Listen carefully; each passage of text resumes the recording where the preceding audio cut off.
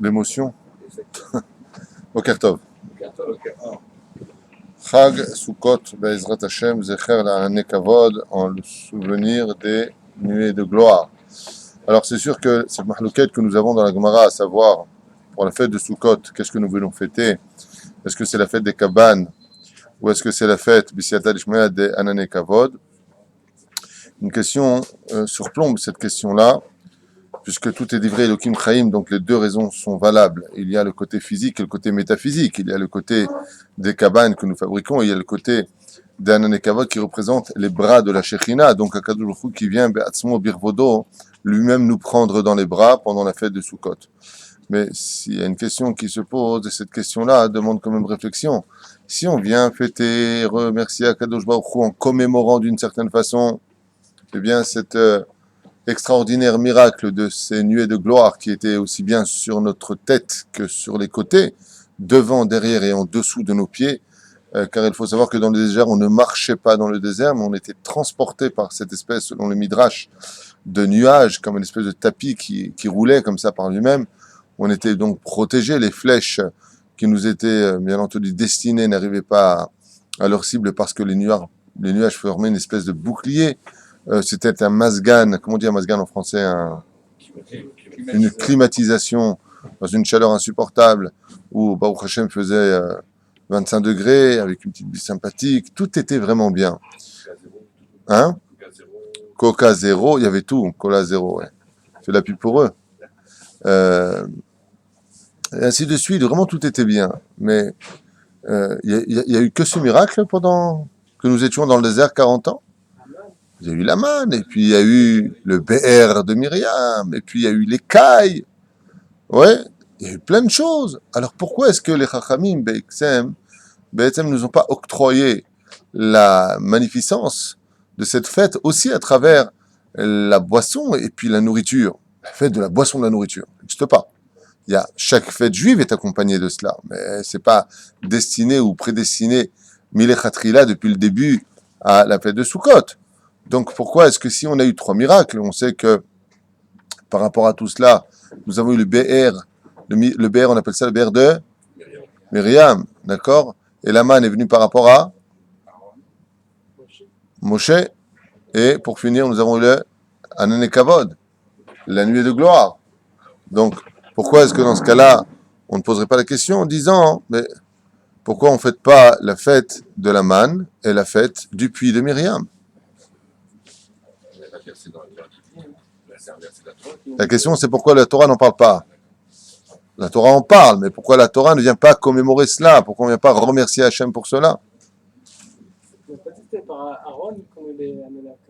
Noise. Et alors, quel rapport? Tu parles d'Aaron? Ouais. Parce qu'elles ont continué après leur mort aussi. Non. Akadosh Baruch Hu vient nous enseigner quelque chose de très éducatif. Quand on sort de Tishrei et de Yom Kippourim, Boré Olam, le maître du monde, vient nous enseigner quelque chose de supra-important. C'est que très souvent, il y a des gens qui croient que d'être papa et d'être un bon père, c'est de donner à manger et donner à boire à ses enfants. Ça va, t'as de quoi manger, ou alors à sa femme. Ça va, le frigidaire est plein, t'as pas à te plaindre. Non, tu te trompes. Tu vois, dans le désert, il y a eu 2 miracles extraordinaires hormis la nuée de gloire. La pluie, qui normalement tombe du ciel, venait du rocher qui vient du bas. Donc c'est un monde extraordinaire. Et puis, le pain qui pousse d'en bas, d'un coup est tombé d'en haut. Dieu a dit, je peux pas m'en vanter. Je peux pas te demander aux enfants d'Israël de me faire une fête pour cela. Pourquoi? Parce que le minimum d'un minimum de responsabilité quand on est père de famille, c'est de nourrir et d'abreuver, de donner à boire à sa famille, à ses animaux, à son monde, l'univers dans lequel on vit. Donc on est obligé de leur donner cela. Et Akadosh Baruch Hu ne veut pas qu'on fasse de fête pour cela. Il dit pourquoi? Vous allez me faire une fête parce que je vous ai donné à manger, mais je suis votre père. Donc on voit ici que Hachem, dans son éducation, vient nous dire, ne viens pas te suffire à penser une fraction de seconde que d'être un père, c'est donner un toit avec à manger, à boire à tes enfants. C'est pas ça du tout être un père. Et ça, tu l'apprends à la fête de Sukkot. Mais par contre, de prendre ses enfants dans les bras, d'être proche d'eux, de les protéger, et d'être un père spirituel, la Soukha, c'est de la spiritualité, c'est-à-dire d'amener de la spiritualité à ses enfants. Ça, c'est la fête de Sukkot. Je ne m'en tiens pas simplement à te donner, voilà, de l'argent, je me débarrasse de toi, comme on l'a dit la dernière fois. Hein? Voilà, tu veux, on est à l'hôtel, voilà, 1000 shekels, va t'éclater, hein, comme ça, comme un imbécile qui se débarrasse de ses gosses au lieu de prendre la responsabilité de s'asseoir et d'étudier avec lui un petit peu. Bien sûr qu'il peut s'éclater, bien sûr qu'il peut aller faire des jeux, il n'y a pas de problème tant que c'est cachère. Mais il y a plus important que cela. Et la fête de Sukkot vient nous dire, tu sais pourquoi j'ai pas demandé qu'on commémore à mon insu la fête de la manne, la fête du BR, la fête du pain qui tombait d'en haut et du puits qui abreuvait les enfants d'Israël? Parce que ça, c'est quelque chose que tout le monde doit faire sans s'en vanter, sans même en parler. C'est honteux de dire je t'ai donné à manger. C'est honteux. Ça se fait pas. Il y a un minimum quand même dans ce monde. Mais par contre, de te donner de la spiritualité, de te protéger des flèches, de la mauvaise fréquentation, de veiller à ce que Bezrat Hashem, tu sois un homme digne de servir Hashem, de rentrer dans la spiritualité. Donc Aaron, le Kohen Gadol, de faire de ses enfants des Kohanim Gedonim représentés par la nuée de gloire, ça, c'est un père. Ça, c'est être un papa. De veiller à ce que son enfant étudie bien la Torah tous les jours, ça, c'est important. De veiller à ce que Bezrat Hashem, quand il rentre à la maison, il a un chidouche à donner en Torah, ça, c'est important. Ça va, c'était bien l'école? Ouais, super. Bon, allez, tu vas jouer? Ouais, bah dans ta chambre, va voir un film. Ça, c'est être un... je sais pas quoi. La Torah, c'est exactement le contraire. B'siyata d'Ishmaya. La Torah vient nous dire, être un père, B'siyata d'Ishmaya, c'est d'être proche de ses enfants dans le monde spirituel. Sinon, ça sert à rien de t'appeler Mordechai, Moshe, Yitzhak, Reuven, appelle-toi Mohamed, appelle-toi Christian, parce qu'eux aussi le font. Eux aussi ils disent, alors Loulou, ça va, t'as bien étudié l'école, c'était bien, bon allez, va faire un foot, hein. Allez, oh, on n'est pas ça, nous. Hein? Premier nom en France aujourd'hui, Mohamed, hein? Mais pas qu'en France, en Europe. Bien. Donc ça, c'était la première question. Zecher la Hanane Kavod que nous avions. Car l'amour de cette fête-là, c'est un amour qui vient nous enseigner que si vraiment on aime ses enfants, on doit veiller à être comme les nuages, la nuée de gloire. C'est-à-dire d'un côté tu les protèges, de l'autre côté tu les laisses respirer. D'un côté tu es près d'eux, de l'autre côté, Bessiyata Lishma, tu es spirituel vis-à-vis d'eux. C'est-à-dire que l'exemple que Dieu veut nous donner en tant que père qui récupère ses enfants, c'est l'exemple d'un père spirituel et non pas d'un père matérialiste. Je ne fais pas de fête matérielle, je fais la fête de la Torah. Ça, c'est la différence entre nous et les nations du monde. C'est pour cela que les goïms n'ont pas les nations du monde n'ont pas leur place. Si je peux me permettre, si ce n'est que dans les 70 korbanot que nous faisons dans la fête de Sukkot, mais ils n'ont pas leur place dans la Soukha, ils n'ont pas leur place, Gamalacha, ils n'ont pas leur place dans la Soukha, et ils n'ont pas leur place dans cette fête-là qui n'a jamais été, comme on l'avait déjà dit la dernière fois, copiée par aucune religion. Des Aïnian. Ah, si on peut dans le show traité, pourquoi on a les Ushpizim sont Abraham, Isaac et Jacob, pourquoi on n'a qu'un seul par exemple par soir et pourquoi on ne peut pas prendre la Torah nous a pas donné plusieurs entre guillemets Ushpizim dans la même soirée. Pourquoi est-ce qu'ils ne viendraient pas tous en une fois? Donc tu fais ça un jour et puis le lendemain tu reçois qui? Pas du tout, mais par plusieurs à la limite. Mais, ça veut dire quoi plusieurs? Il y a 7 jours, donc un par jour. D'accord, il pourrait aussi avoir plusieurs Ushpiz dans le même jour. Ce ne serait pas un manque de chaos d'avoir Abraham, Isaac et Jacob un jour, les foulés. Donc ça veut dire concrètement pourquoi ces Ushpizim ont été choisis. On a répondu à cette question-là et mettre la méthode dans le cours question-réponse numéro 18, je crois. Absolument. Je vais te donner la réponse qui a déjà été donnée puisque tu poses la question à Cher et donc je te réponds.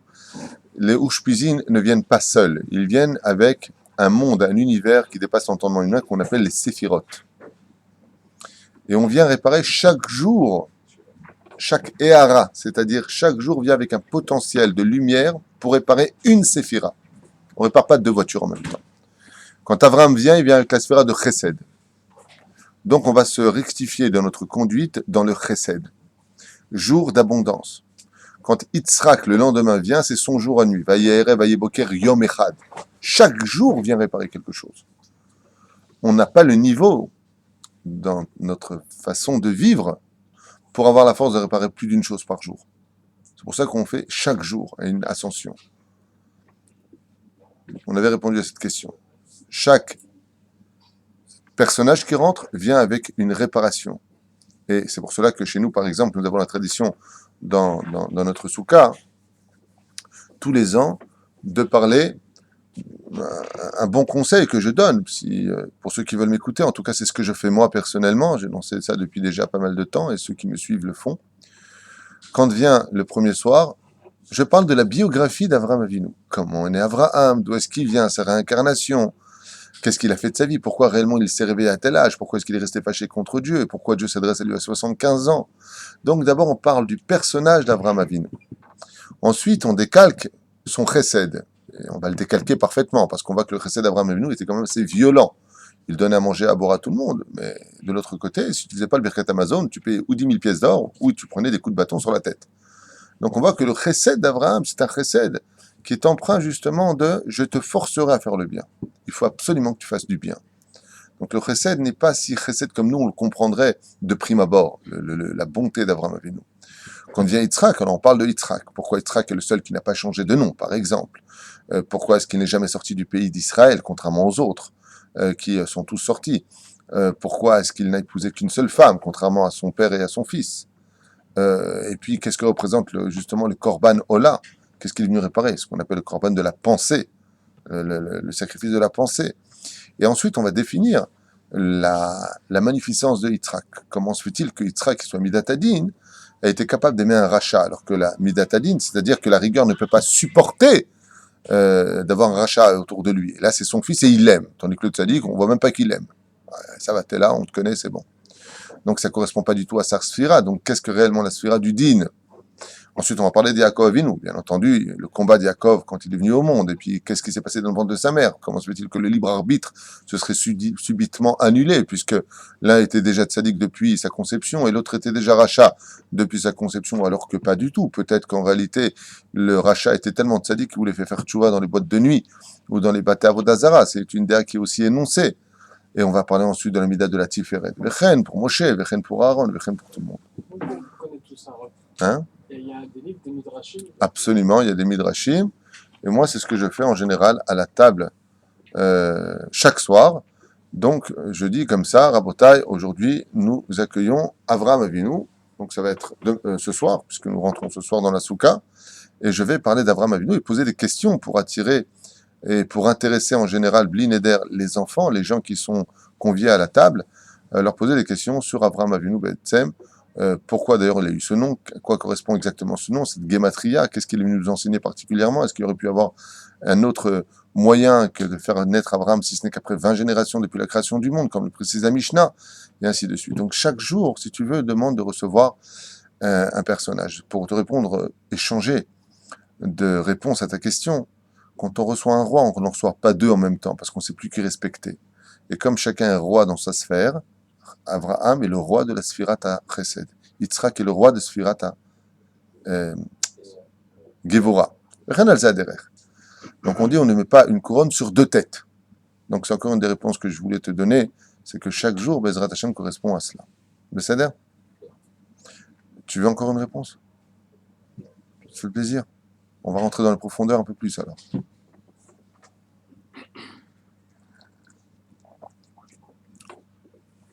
La fête de Sukkot, B'Seata d'Ishmaïa, correspond au chiffre 7. Le chiffre 7, hormis les sphirotes qu'on vient d'expliquer, est relié à un jour de fête particulier. Bien entendu, vous savez de quoi je parle. Cette fête-là s'appelle l'ensemble des fêtes. Je m'explique. Toutes les fêtes du judaïsme ne sont que le détail d'un seul unique rendez-vous. Shivat Yamim, 7 jours. Mais il y a une fête qui s'appelle la fête du 7. Uvayom Hashiveri, Shabbat Vainafash. Basé le Yom Hashiveri. Le Yom Hashiveri, le 7e jour, c'est le Shabbat qui comprend en elle toutes les fêtes juives. Toutes les fêtes sont inculquées à l'intérieur. Donc, quelle est la fête qui comprend toutes les fêtes? Shabbat Kodesh. Tout ce qu'on pourra te dire sur ça, c'est la plus grande fête. C'est bon. Tout est vrai. Shmat Klami. Shabbat, c'est la fête de toutes les fêtes, de toutes les fêtes, de toutes les fêtes. Il n'y a pas plus que Shabbat dans l'histoire. Puisque tu vois que pour arriver à Shabbat, il faut quand même 7 jours de Sukkot. Et vous savez pourquoi il faut 7 jours de Sukkot? Parce qu'on ne peut pas trouver une fête sans Shabbat dedans. On a une Brit Mila, si Dieu veut, Shabbat chez le Long. Ezrat Hashem, Mazel Tov. Oui. Pourquoi 8 jours?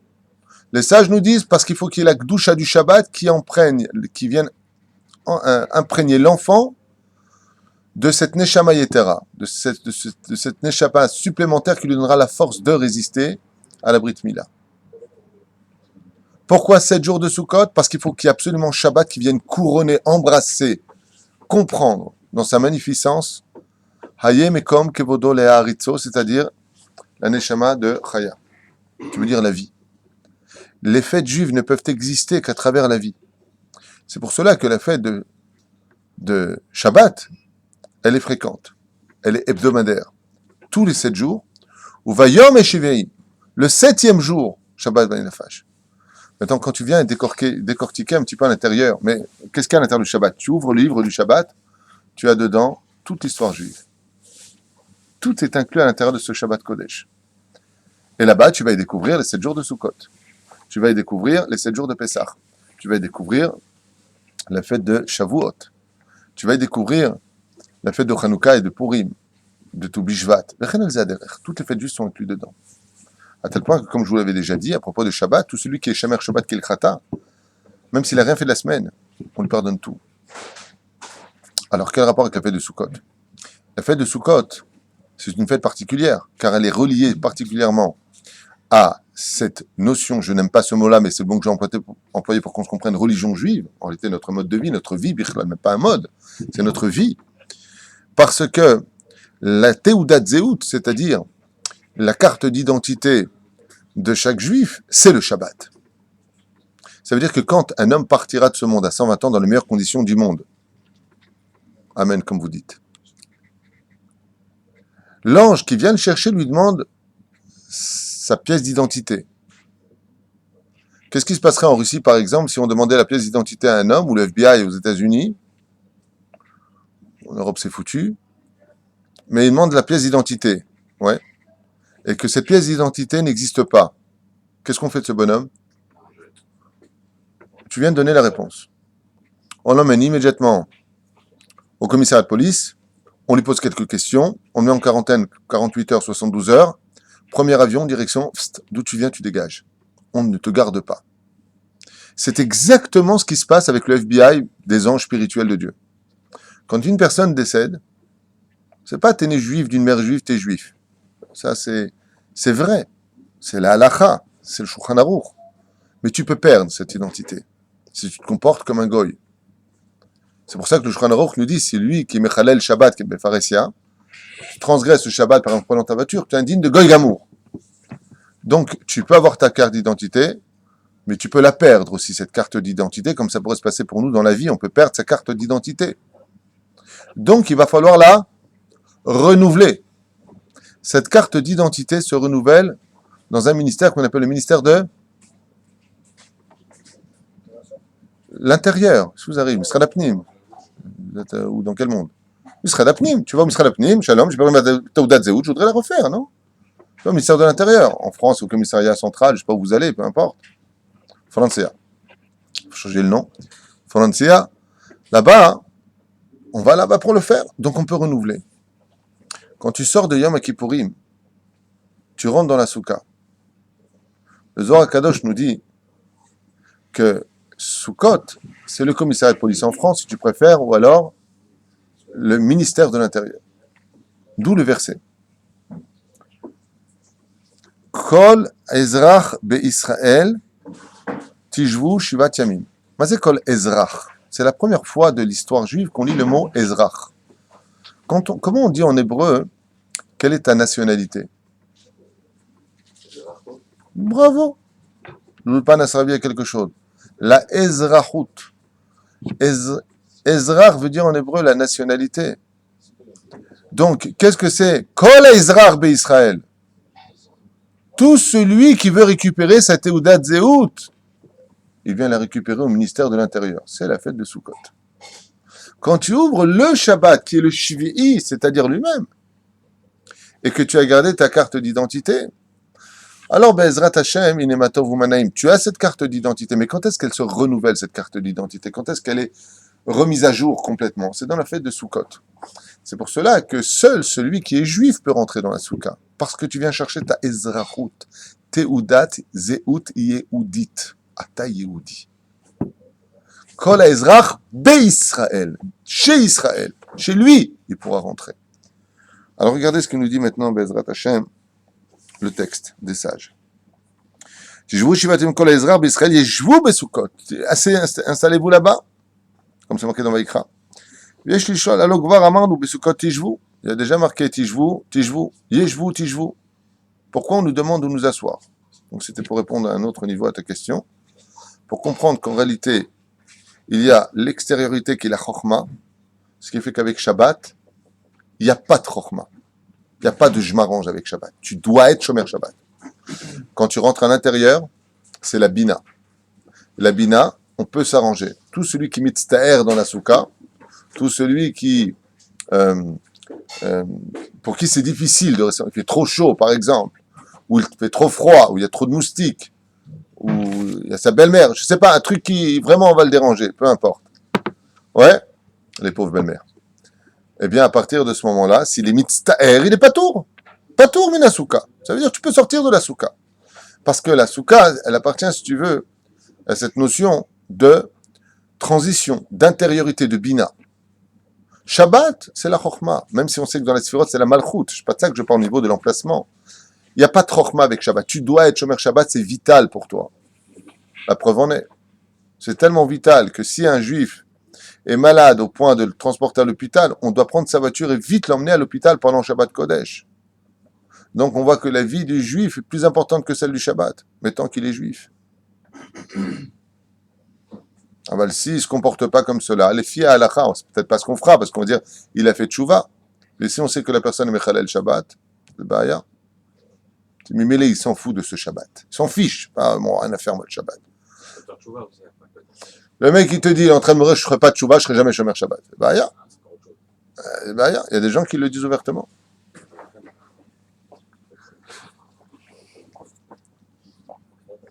Oh, il a un Beyom Adin, les pauvres. Les pauvres. S'ils savaient ce qui leur attend. Mais bon. Kol האזרח בישראל ישבו בסוכות. מה זה כל אזרח ישבו? נראה לומר בסייעתא שמיא כי אילו היה כותב רק בסוכות תשבו. Alors ici, il pose la question, il dit, מה זה ישבו תשבו? ישבו תשבו, c'est la même chose. Il y a aussi autre chose de très important, si je peux me permettre le mot. Mais depuis quand on te demande de quoi faire de ta fête? Quand tu rentres Shabbat, on ne te dit pas quoi faire de ta fête. C'est Shabbat, c'est tout. Tu dois être Shomer Shabbat. Mais maintenant, le mec, il veut sauter sur le lustre, il fait ce qu'il veut. Tant qu'il ne fait pas de Issour. Je ne fais pas l'interdit, je fais ce que je veux. Il y a marqué que la seule fête où on vient nous dire quoi faire, mais vraiment, hein, on n'a pas marqué, par exemple, Purim, c'est sûr qu'on doit être assis parce qu'on doit faire le michté. Il n'y a pas marqué, tu t'assiras, tu feras ton michté. On a une fête d'Eoraïta, donc c'est faire Torah, Dieu nous demande quelle position prendre dans la fête. Tu dois t'asseoir. À Kavana, Tishvu Ba'olam Haba. Car la fête de Sukkot est reliée au Léviathan. C'est un très long sujet, Alpi Kabbalah, d'une importance vitale à apprendre. Pour vraiment vivre Sukkot, il faut connaître l'histoire de la peau du Léviathan. Pourquoi est-ce qu'elle est reliée à cette tenture? Alors que s'il y a vraiment une chose qui n'est pas cachère, c'est d'Afka une peau d'animal. La Mishnah est formelle sur ça, et d'Afka dans le monde futur, c'est la peau du Léviathan qui sera notre Soukha. D'accord? Parce que pour s'asseoir dans le monde futur, il faut être capable de s'asseoir dans la Soukha. Car dans le monde futur, Zéonigmar, on est dans un stade de Omed Velo Mitkadem. Vas-y, Omed, comme Yoshev. Quand tu dis à une personne, tu es sûr qu'elle est solide, comment on dit en hébreu? Une personne qui est vraiment bien à sa place. Une personne qui est bien assise. Ou Yoshev Tov, Altidag. Vas-y, ou Yoshev Tov, ou Lo Yazuz. Voilà ce que ça veut dire. Celui qui va dans la Soukha, c'est quelqu'un qui vient s'installer déjà dans le monde futur. Donc, il a déjà pris cette Teudat Zéhout. Donc, en s'asseyant dans la Soukha, il a eu affaire aux anges qui le recevront devant les portes du monde futur. Comme il est venu dans la souka pendant 7 jours, ils le reconnaîtront quand il reviendra. Donc, ah oui, c'est un Ezra. Il a l'élève Alpha Avdalim, c'est comme l'histoire de. Excusez-moi pour l'exemple employé qui est très péjoratif. Mais c'est un peu comme les boîtes de nuit. Tu rentres au début, tu payes. Après, on te met un tampon.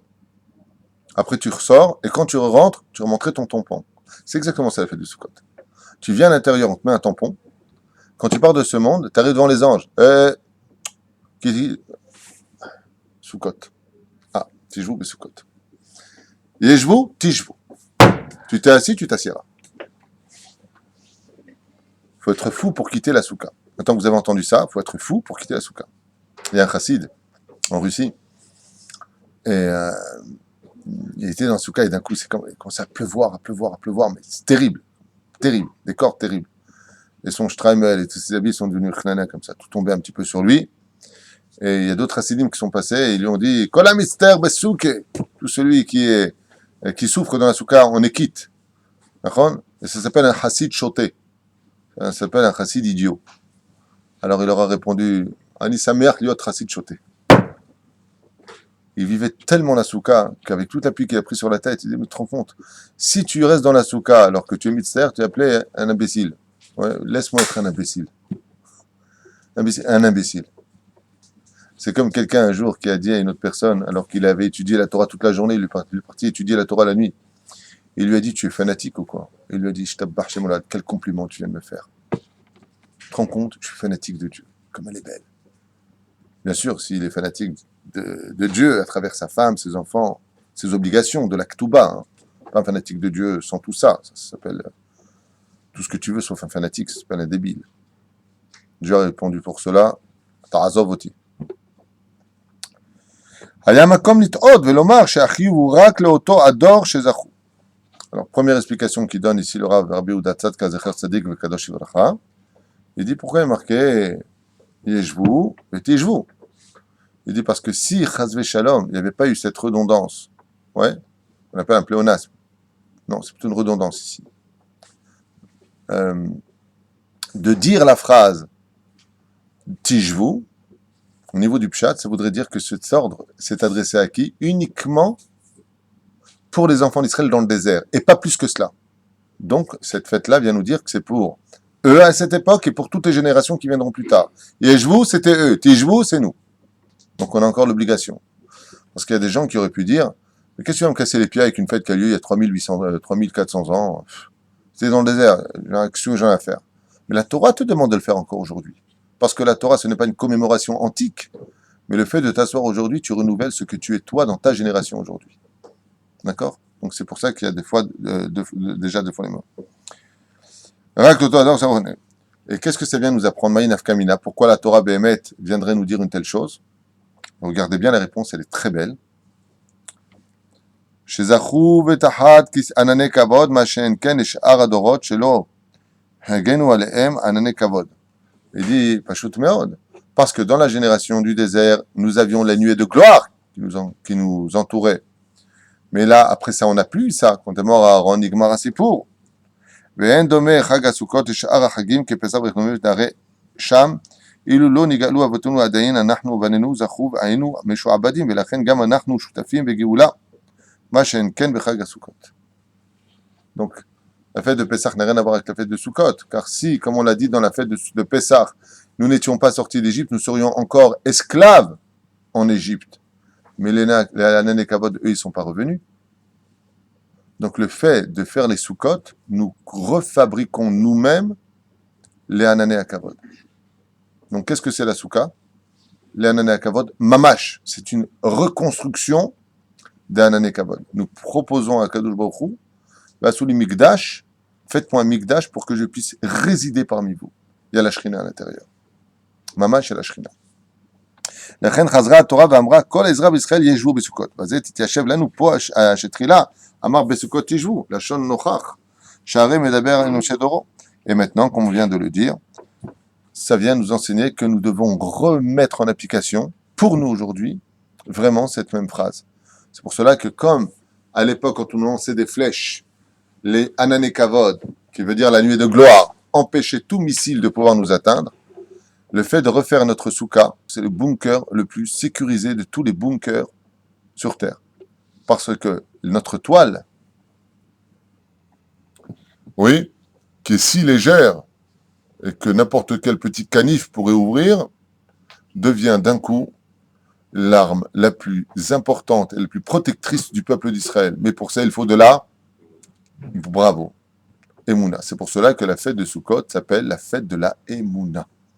Tzila dimhemenuta. C'est la fête de la Emouna. Imata ma'amin astikanes. Imata lo ma'amin, tu n'as pas de croyance, tu ne crois pas, tu n'adhères pas à Dieu, tu ne pourras jamais comprendre. Comme on l'a déjà dit, entre nous, la fête de Sukkot, c'est la fête la plus illogique de toutes les fêtes juives. Tu secoues des minimes de toutes sortes, tu as un super appartement en briques magnifique que tu as payé une tonne d'oseille, avec ton lit, tout ce qu'il faut à l'intérieur, et tu vas dormir où? Dehors. C'est horrible. Le mec, il est sur sa mirpessette, dans une petite cabane, avec les mousses, comme ça, ouais, alors qu'il a juste, à travers sa vitre, il voit là-bas sa chambre, qui le regarde, et son lit qui lui fait « Mais qu'est-ce que tu fais? Mais qu'est-ce que tu fais ?» Et lui, il est sur son lit de camp, vous voyez ce que je veux dire? Et à sa femme à l'intérieur, « Bonne nuit, chérie, hein? Bonne nuit, tu veux que je t'amène Netilat Yadayim? Hein? Un petit Netilat demain matin, un petit café? Et alors tu te lèves? » Et on se lève comme ça dans les sacs de couchage,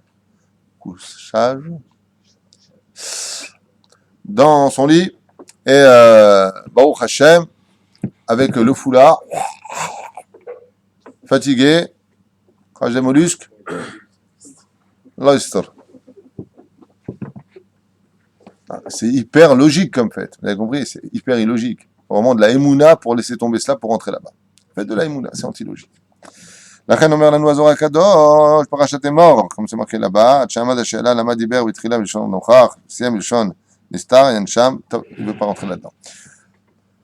כל העזרה בישראל, כל מאן דהוא משורשה, בגזירא דקדישא לישראל. Qui peut vivre dans la soukha? Le Zohar Kadosh nous dit, car la soukha vient vérifier qui est l'âme qui se trouve en lui. Est-ce qu'elle vient d'un shoresh kadosh, c'est-à-dire saint du peuple d'Israël ou pas? Yeshvu besukot tahut tzila dimemenuta. En dessous donc de l'ombre de la Emouna. Demande-le migzera mishorcha kadisha d'Israël. Pour voir si cet homme-là a vraiment une âme dont la racine appartient au peuple d'Israël. Le yetiv ve'u ve'ipok garme mitechot tzila dimemenuta. Ça veut dire quoi? Toute personne vraiment qui a une racine qui est kadosh, qui vient du peuple d'Israël, lui pourra s'asseoir dans la soukha. Lui pourra s'asseoir dans la soukha. Umi she'eneno migeza, celui qui n'est pas de la racine du peuple d'Israël, lui ne pourra pas s'asseoir dans la soukha. Il ne pourra pas s'asseoir. Vous savez ce que vous êtes en train d'apprendre du Zohar Kadosh, c'est quelque chose de difficile. Parce que ça voudrait dire que si tu n'es pas capable de t'asseoir dans la soukha, il faut vérifier réellement qui est ton shoresh. Donc tu as intérêt vite, ton shoresh, c'est-à-dire ta racine, tu as intérêt vite à faire teshuva. Si des fois vous ne savez pas si une personne est juive ou pas, vous mettez des... Vous savez pas, ça fait laquelle. Là-bas, il y a une espèce de situation qui va... Bon, allez, on s'en va. Allez, encore. Zohar Kadosh, il dit que la soukha vérifie et te montre si vraiment tu es un homme juif ou pas. Attention, tu peux être de mère juive et de père juive, mais ta conception n'a pas été faite comme la Torah le demande. Les pensées impures pendant l'action de la création de l'enfant. Et là, tu peux avoir une neshama qui vient du monde un peu dramatique, sans entrer dans les détails, un jour qu'on avait fait sur la femme enceinte. Aval, la magnificence d'une personne qui veut se rapprocher de Dieu. Par exemple, si tu n'arrives pas à adhérer à la synagogue, tu n'arrives pas à comprendre la Torah, il y a des fois des personnes qui me disent quand je vais à la synagogue, je peux pas. Je reste un peu et je m'en vais, je supporte pas. Ils restent dehors. Comme si que la synagogue, Habibi, fais attention. La fête de Sukkot, nous dit le Zohar Kadosh, vient renouveler ton âme, ta Teudat Zeut, en d'autres termes, ta Ezrachut, ouais, pour que tu puisses, Bezrat Hashem, t'approcher de la Torah toute l'année durant. C'est pour ça qu'elle redémarre l'année à partir de Yom Kippourim. Donc, plus tu resteras assis dans la soukha, plus ça te donnera de la force d'avoir de la Emouna et de t'approcher d'Hachem pour toute l'année. Ça, c'est le Zohar Kadosh par Parashat Emor. C'est un peu une deuxième chance par rapport à Rosh Hashanah. On a vu que Rosh Hashanah, comment on va se comporter pendant les 40 ans de Rosh Hashanah, Ça va aussi avoir une influence toute l'année. C'est un peu une deuxième chance. La différence qu'il y a, c'est que on peut étudier la Torah. On peut, à Rosh Hashanah, être calme. Alors, on va avoir une année calme. Mais la proximité que tu auras avec ta spiritualité, c'est particulièrement relié à la fête de Sukkot. C'est pour ça qu'il y a une notion de relier le monde d'en haut au monde d'en bas. Tu as remarqué dans Sukkot. Sukkot, on avait dit que c'était 91. Gematria Malach, Gematria Amen, Gematria Shemanout de Shemavaya. Donc 26 et 65. Ensemble. 65, c'est le monde qui est représenté de Dieu par le bas. Yud Kevavke, c'est en haut. D'accord? Qu'est-ce que tu fais dans la Souka? Tu les as reliés. Donc pour pouvoir relier ton équilibre, comme un petit peu le combat de l'âme et du corps, l'endroit le plus merveilleux pour rencontrer notre âme et notre corps, c'est la Souka. Tu rentres dans la Souka, tu es entre le ciel et la terre. Tu n'es pas réellement sur terre et tu n'es pas réellement dans les cieux. Tu es dans un monde confiné et exprimé, je dirais, d'une certaine façon avec la Souka elle-même, qui n'est pas tellement matérialiste et qui est un peu spirituelle. Elle est entre les deux, la Souka. Tout ce qu'on y met n'est que temporaire, comme un nuage. Qu'est-ce que c'est un nuage au-dessus d'un pays? C'est une existence temporaire.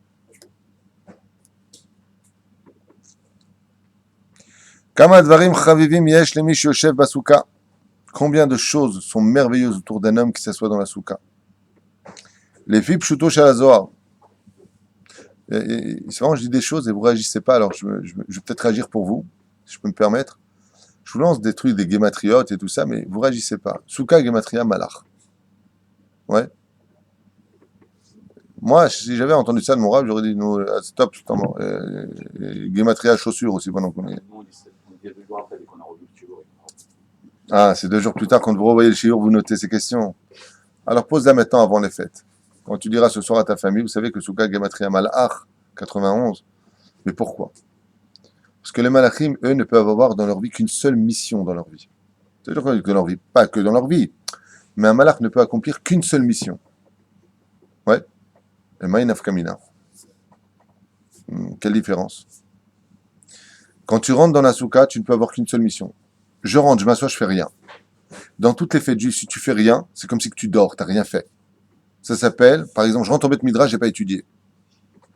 La Gemara nous dit, dans ma Masechet Avot, Yatsa Scharo Be'efsedo. Le salaire d'être rentré que tu devais avoir, tu l'as perdu. Tu es rentré, tu fais rien, et tu dis. Oui ou non? Souka Gematria Malach. Un ange ne peut avoir qu'une mission. Donc, je rentre, c'est déjà une mission. Je fais rien, tu chèves. Tu as fait la mitzvah. Non, ça n'existe pas pour les autres. Tu prends le loulav, tu n'es pas ménané à auto, tu fais rien. Là, dans les mains, tu fais comme ça. Tu es assis, tu fais rien. Je l'ai pris, ça va? Non, c'est pas valable. T'as déjà vu un mec qui prend ses. T'as mis le film, ouais, j'ai ma sacoche dans les mains. Non, t'as mis le film, j'ai ma sacoche dans les mains, c'est pareil. Il y a une fête, une seule fête. Le bitul Torah de Shabbat, il est plus grave que d'allumer du feu pendant Shabbat. Aval de ne rien faire dans une souka, bitul zman basouka, c'est la mitzvah. La reine, souka, gematria malach. Ça, les choses, ta chélote, lama, ça, sinon c'est trop facile. Tu dis des choses comme ça, malach, ah super, t'as vu. Les chiyot et ta mitzvot. Un ange ne peut avoir qu'une seule mission. La seule mitzvah où on a une mission, mais une fois que tu as fini ta mission, un ange, Gabriel par exemple, quand il est parti pour voir Abraham, donc parti après sauver Lot, ouais. Donc il a eu plusieurs missions, mais il a fini la mission, il peut prendre une autre mission. Première mission, tu es rentré dedans, Gematria Malach. Tu peux devenir Malachim, tu peux devenir des anges à l'intérieur. C'est juste pour faire comprendre que de ne rien faire dans la souka, c'est déjà tout faire. Rien que tu es là-bas. Tu tiens compagnie au roi des rois. C'est comme difficile. Un jour, pour imaginer un petit peu tout cela, un roi qui voulait voir sur qui pouvait compter parmi ses ministres s'est déguisé en mendiant. Et puis, il a voulu voir qui vraiment avait bon cœur, qui était fidèle, qui était quelqu'un d'intelligent, qui était quelqu'un de social. Et il s'est assis comme ça sur un banc. Et puis, voilà, il s'est assis sur un banc. Et puis, il a posé une question à un de ses ministres qui passait, mais déguisé. Et il lui a dit, excuse-moi, je peux vous parler un instant? Parce que je vous vois en train de marcher à rien faire, là. Donc, vous n'avez pas l'air pressé. Vous pouvez m'accorder quelques instants? Il a dit, je vous écoute. Il lui a dit, voilà, je voudrais comprendre, le royaume, comment exactement est-ce qu'il marche chez le roi?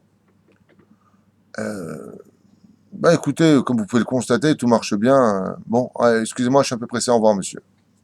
Dis-moi déjà merci que, en tant que ministre, je me sois assis près de toi. Alors le roi, il a constaté que ce ministre-là, il était bien. Il a au moins répondu. Il y en a d'autres, Bichlal. Excusez-moi. Ouf, je parle avec un clochard, ça va pas, non? Et puis il y en a un. Excusez-moi. Oui, bien sûr, monsieur. Vous êtes bien ministre? Oui, bien sûr. Mhm. Vous voulez vous asseoir un instant? Vous pouvez m'accorder 7 minutes? Il lui a dit avec plaisir. Il s'est assis près de lui. Il a commencé à poser des questions. Oui, mais votre roi, il profite quand même de tout ça. Non, pas du tout. Nous avons un roi merveilleux. Un homme qui a la main sur le cœur. Et il choisit ses amis sur la pointe, mamache de chaque détail. Par exemple, vous êtes sans maison. Vous savez qu'il existe des centres. Il commence à lui parler. Il s'intéresse à lui. Le roi il est tellement en train de kiffer qu'il sait que ça fait plus de 7 minutes que tu es avec moi. Tu veux peut-être partir? Non, si vous avez d'autres questions, je suis là pour vous. Vous savez, être ministre, ce n'est pas qu'un titre, c'est une responsabilité.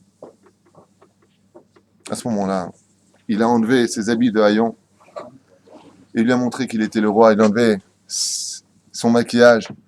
Et quand il a vu comme ça, le ministre, il dit, mais je ne savais pas que c'était vous. Il lui a dit, t'as pas compris. Moi, je comptais nommer le Premier ministre. Je ne savais pas lequel prendre de tous mes ministres. Maintenant que je t'ai connu, je les ai tous faits, c'est toi que je prends. C'est ça, la Ezrachou d'Israël. Le roi qui s'habille avec des haillons, c'est la souka. Tu as Kadosh Baruch Hu, le maître du... le maître des maîtres. Il rentre dans la souka, comme un espèce d'Avdali, un petit clochard, un homme, un petit vagabond comme ça, temporaire. Et puis il y a les ministres. Chaque juif est un ministre sur terre. Qui va être le Premier ministre? Tu peux m'accorder un peu de temps dans la souka? Alors au début, vous allez voir, c'est comme l'accueil. La vie est comme l'accueil. Quand tu reçois quelqu'un le premier jour, vous avez remarqué, il y a 17 salades, poissons, viande, toutes les boissons y sont. Le deuxième jour, le poisson s'est noyé, il n'y a plus de poisson, directement de la viande. Le troisième jour, c'est ce qu'on mange, tu manges. Le quatrième jour, c'est Kellogg's Cornflakes. Ouais. Le cinquième jour, c'est, au fait, tu pars quand? Il y avait un Maharetz, un homme pas très pieux, mais qui avait un respect pour les sages hors du commun. Et il y a un grand rave qui est comme ça, on disait de lui un grand rave qui est venu comme ça, et il a supplié de l'inviter à la maison. Il lui a demandé tellement de tout son cœur que le rave, il a dit, je veux aller chez toi, pas chez les autres. Tu m'as l'air sincère. Et cet homme-là, qui était ni pauvre ni riche, lui a servi de très bons mets le premier jour. Le deuxième jour, il lui a rajouté des mets. Le quatrième et cinquième jour, il lui a fait une table comme le rave n'avait jamais vu de sa vie. Il lui a dit, tu es différent des autres. Il lui a dit, pourquoi? Il lui a dit, chez tout le monde, quand on va le premier jour, deuxième et troisième, ça va toujours du haut vers le bas. Chez toi, c'est parti de moyen, un bon repas, à très haut. Qu'est-ce que tu as préparé pour demain? Il lui a dit du saumon, et ceci, surimi, tu vois, ça, du tarama, rien qu'en entrée. Il lui dit, mais pourquoi chez toi c'est le contraire? Il lui a dit, parce que quand on m'a dit que vous étiez un grand rave, je vous fais un grand pas. Mais depuis que vous êtes à la maison, je vois que vous êtes tellement pieux, tellement grandiose, je vois vous livrer de Torah, vous êtes tellement ancré dans l'étude de la Torah, que je me rends... Ils sont pas au courant de qui vous êtes. Donc ça ne peut pas aller du haut vers le bas, ça peut aller que du bas vers le haut avec vous. Ça, c'est la fête de Sukkot. Il faut surtout que le deuxième, troisième, quatrième, cinquième jour ne soit pas moins grand que le premier soir où on rentre avec la voûte. D'ailleurs, ce soir, troisième soir, quatrième soir, vas-y, fais-le. Sixième soir, c'est, je suis rentré dedans, je l'ai pas fait, mais je le ferai demain. C'est exactement le contraire. Il faut qu'on se rende compte qu'au contraire, on est tous là. Puis, tu sais, je vais te faire un cadeau parce que tout à l'heure, je t'ai mal répondu parce que je voulais un peu me débarrasser de ta question. Mais c'est pas tout à fait juste. Chaque soir, tu as les 7 Ushpizim. Et je voulais pas développer ça, mais j'y arrive malgré moi dans mon explication. Chaque soir, quand tu vas le lire dans le Seder, le Leichem Yachud Kutsha Berichut, tu vas dire Ulu Ushpizin Kadishin, Shiva Ulain. Et après, il y a marqué quoi? Tu sors le premier ministre d'entre eux et tu dis Abraham. Et avec lui, les 6 autres. Chaque soir, il y en a un qui rentre en tête et les autres sont derrière. Donc en réalité, les 7 sont là. C'est-à-dire, c'est ce que tu liras dans le Leichem Yachud Berichut. En réalité, il ne vient pas seul. ils viennent tous. Mais on doit réparer celle-là.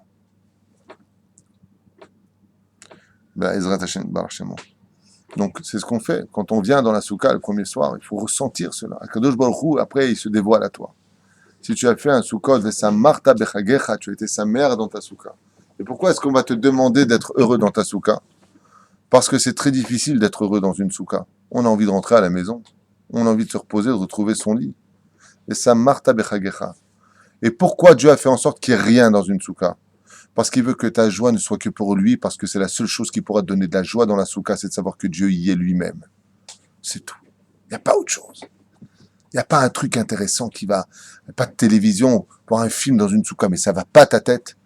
Il faut être un rachat dans l'esprit pour voir un film dans une soukha. C'est de la touma. C'est comme si tu vas dans une synagogue, tu mets ton écran plasma et tu regardes un film. Mais ça va pas ta tête.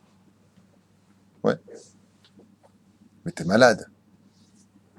La reine, il dit à Kadosh, il n'y aura rien dans la soukha sauf une chose. Et là, est-ce que tu peux être sa mère, d'être avec moi? Enfin bon, Dieu, je sais que si je vais au monde futur, je vais kiffer ma race, mais là, j'ai rien.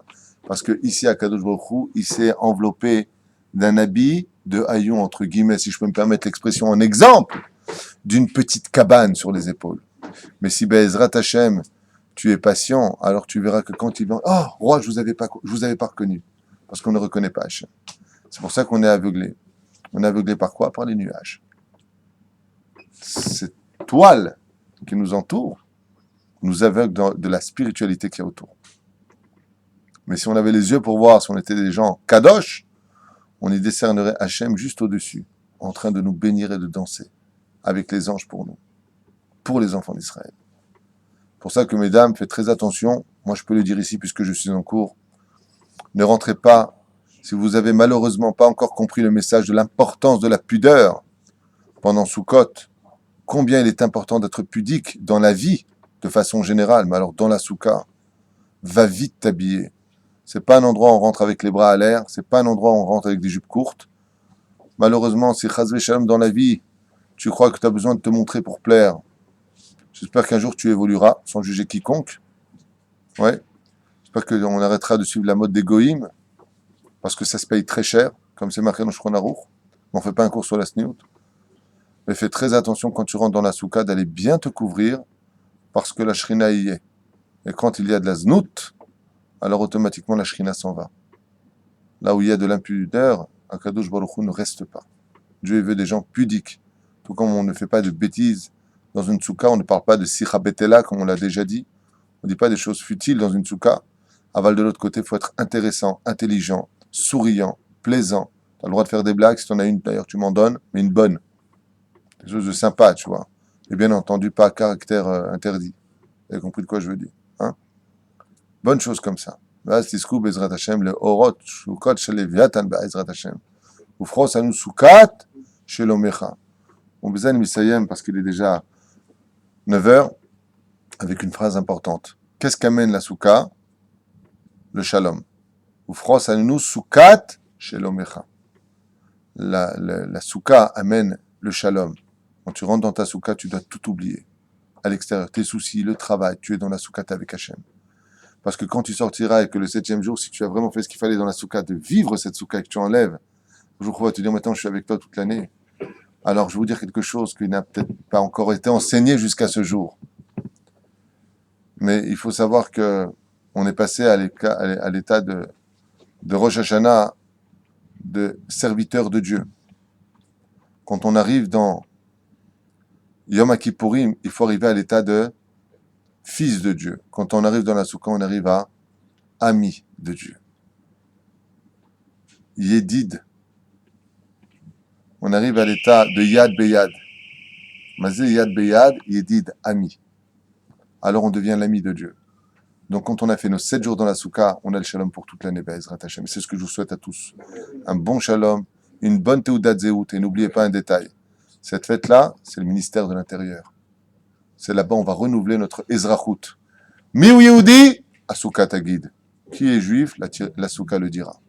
Kol Tov.